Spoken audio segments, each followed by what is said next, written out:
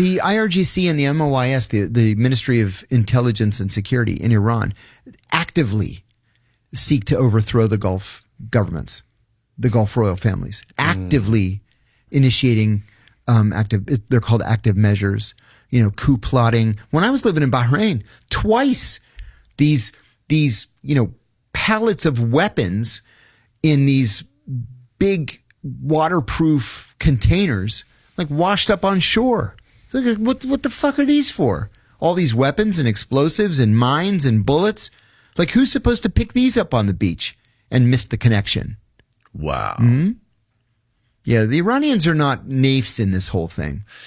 How much of a threat do you think Islamic extremists are to America? I think that self-radicalized, homegrown Islamic extremists are a problem.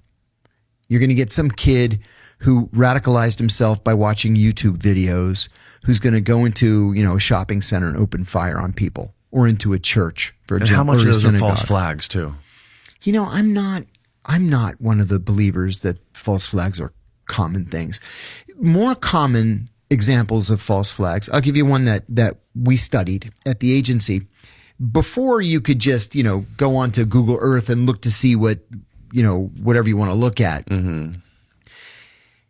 It could take 6 to 12 months to move a satellite from one place to another. Right. That's why we didn't liberate Kuwait until February of 1991. The Iraqis had invaded August of 1990, because we had to move a satellite from over Moscow all the way over to be over Iraq and Kuwait. Mm-hmm. And it took months to move the thing. So some countries didn't have satellites at the time. So as this example of a false flag, the Israelis really, really wanted to know what was going on in the port of Benghazi in Libya. Well, they don't have a satellite to look at the port of Benghazi.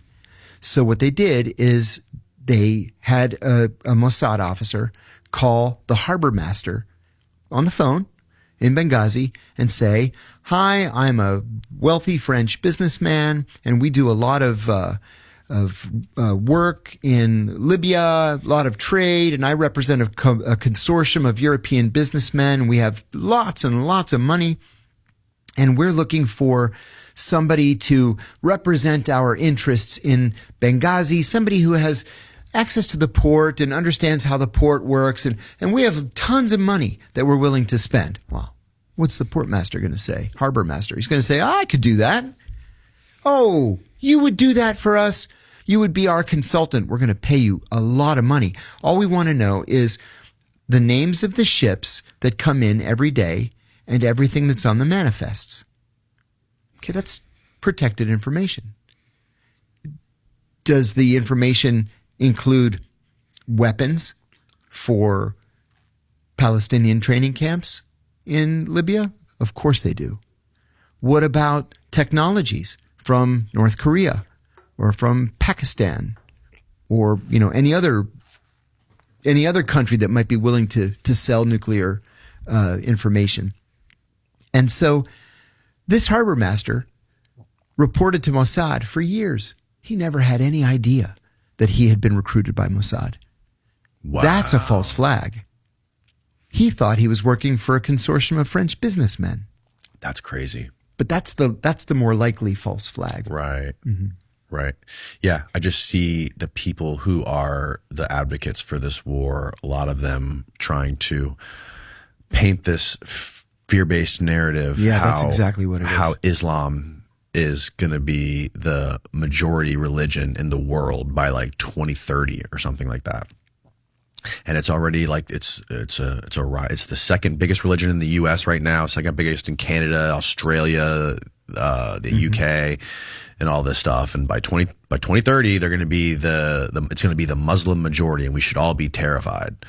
But it's like, I don't know. From my perspective, it doesn't seem like the Muslims are a huge threat to us. They're not.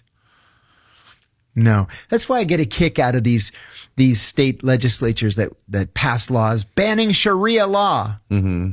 Like, why? Right. They're not imposing it on anybody. No, nobody. Do you know what Sharia law is? Right. So Sharia law is, for example, if the head of the household dies, Sharia law says that the wife gets half of the estate and the sons get the other half. That's Sharia law. Sharia law says, it? Yeah, that's it. Sharia law says you can't charge interest on a loan. Right? It's a sin. So you charge a user fee. You can call it interest. I'm going to call it a user fee. Right. I see. That's Sharia law. Okay. Sharia law says that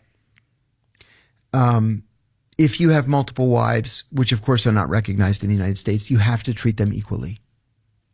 Right? So if you do something for one, you have to do something for all four equally. That's Sharia law.